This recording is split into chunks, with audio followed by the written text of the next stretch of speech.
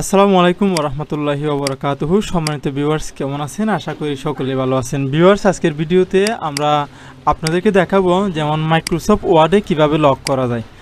আমরা অনেক সময় দেখা যায় আমাদের মোবাইল অথবা যে কোনো একটা গুরুত্বপূর্ণ ডকুমেন্টসকে আমরা লক করে রাখি। সেইভাবে আমরা আজকে মাইক্রোসফট ওয়ার্ডকেও আমরা লক করে রাখতে পারবো। যেমন মাইক্রোসফট ওয়ার্ডে অনেক সময় আমাদের পাসওয়ার্ড থাকে, বিভিন্ন ধরনের ডকুমেন্টস থাকে, যে ডকুমেন্টসগুলো মানুষে দেখলে অনেক সময় সমস্যার সম্মুখীন হয়।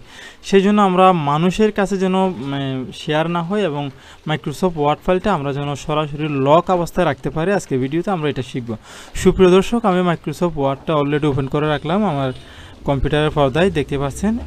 মাইক্রোসফট ওয়ার্ড লক করার সিস্টেম হচ্ছে, এখানে আপনারা সর্বপ্রথম উপরে চলে আসবেন। এই জায়গাতে আসার পর এখানে ক্লিক করবেন। ক্লিক করার পর একটু নিচে এসে সেভ এসে ক্লিক করবেন। সেভ এসে ক্লিক করার পর আমাদের সামনে এরকম একটি ইন্টারফেস শো হবে। তো ধরুন আমি ডেস্কটপে সেভ করবো আর কি। ডেস্কটপে সেভ করলে আমাদের আপডেট ভার্সন হলে এখানে টুলস, এটা সব জায়গাতে থাকে। আপডেট ভার্সন হলে উপরে থাকবে, আর যদি আপনি 2007 ভার্সন ইউজ করেন তাহলে একটু নিচে পাবেন আর কি। এখানে ক্লিক করলাম। ক্লিক করার পর টুলসে ক্লিক করার পর একটু নিচে এসে দেখতে পাচ্ছেন 4টি অপশন রয়েছে। এখানে দেখতে পাচ্ছেন জেনারেল অপশন। জেনারেলে ক্লিক করব। জেনারেলে ক্লিক করার পর আমাদের সামনে এরকম একটি ইন্টারফেস দেখাবে। এখানে দেখতে পাচ্ছেন জেনারেল অপশন। জেনারেল অপশনের মধ্যে পাসওয়ার্ড, 2 নম্বর অপশন একটু খেয়াল করে দেখেন, পাসওয়ার্ড অপশন। এখানে ক্লিক করবেন। এখানে এসে আমি একটা পাসওয়ার্ড দেব।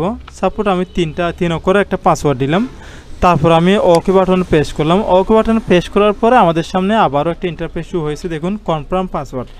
কনফার্ম পাসওয়ার্ডে আমি আবার পাসওয়ার্ডটি দিলাম। পাসওয়ার্ড সেম পাসওয়ার্ড আমরা 2 জায়গাতে ব্যবহার করছি আর কি। তারপর ওকে বাটন প্রেস করলাম। তারপর আমরা সেভে ক্লিক করব। সেভে ক্লিক করার পর আমরা এখন মাইক্রোসফট ওয়ার্ডটাকে কেটে দেব। কেটে দেওয়ার পরে পাসওয়ার্ডটি হয়েছে কিনা এখন ট্রাই করে দেখব। দেখুন মাইক্রোসফট ওয়ার্ডে আমি ডাবল ক্লিক করলাম। ডাবল ক্লিক করে একটু ওপেন করার চেষ্টা করতেছি আর কি। দেখি পাসওয়ার্ড হয়েছে কিনা। মাশাআল্লাহ হয়ে গেছে। একটু খেয়াল করে দেখুন পাসওয়ার্ড অলরেডি আমাদের সামনে চাচ্ছে। আমরা এখন পাসওয়ার্ডটি দিয়ে এটাকে ওপেন করব। আমি যে পাসওয়ার্ডটি দিলাম সেই পাসওয়ার্ডটি দিয়ে ওপেন করতেছি। দেখুন এরকম ছোটো ছোটো টেকনিকগুলো আমাদের অবশ্যই জেনে রাখার দরকার। আমাদের পাসওয়ার্ড অবশ্যই কাজ করছে। দেখুন পাসওয়ার্ড দেওয়ার সাথে সাথেই আমাদের মাইক্রোসফট ওয়ার্ডটি ওপেন হয়ে গেছে। সেমভাবে আমরা পাসওয়ার্ডটি এখন কিভাবে রিমুভ করব। যদি আমাদের এমন একটা প্রয়োজন হচ্ছে যে এই ডকুমেন্টসটি অন্য একটা বন্ধুবান্ধবকে দেব, সেখানে পাসওয়ার্ডটি দেব না, পাসওয়ার্ডটি রিমুভ করার চেষ্টা করতেছি।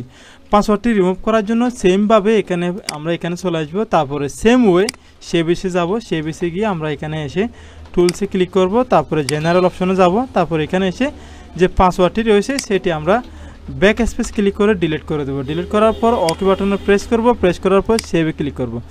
দেখুন এখন পাসওয়ার্ডটি চলে গিয়েছে অলরেডি।